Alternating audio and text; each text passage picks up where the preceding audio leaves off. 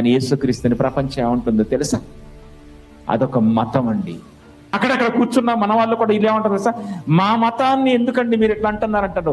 ఒరే దరిద్ర, ఇది క్రైస్తవం అసలు మతం కాదని చెప్పాల్సినటువంటి వాడు మా మతాన్ని ఎందుకు ఇలా మాట్లాడుతున్నారని మాట్లాడుతున్నారు. క్రైస్తవ్యం మతం అని ఎక్కడ చెప్పాడు బైబిల్లో?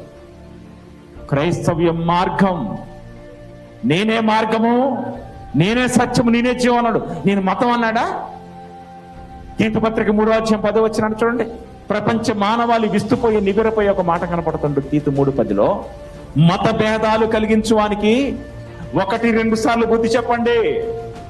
నీది మతం, మాది మతం, మతం మతం మతం అనే పిచ్చిలో ఎవరైనా ఉంటే క్రైస్తవ జీవితంలో వానికి 1-2 సార్లు బుద్ధి చెప్పండి. లేదా వినడా వాడిని ఏం చేయమంటున్నాడు?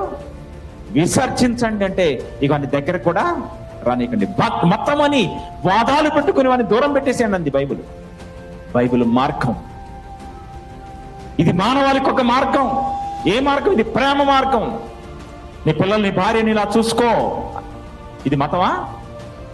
మరి నాయన తాగుడు మాని, తాగి ఎందుకు నీ ఆరోగ్యాన్ని పాడు చేసుకుంటున్నావు?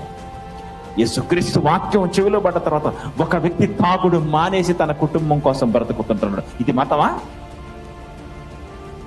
నేను తాగడం మానేసి నా భార్య పిల్లలను క్షేమంగా చూసుకుంటాను. ఎందుకంటే అవండి ఫలానా ఆయన నోటి నుంచి 4 మాటలు, దేవుని మాటలు విన్నానండి.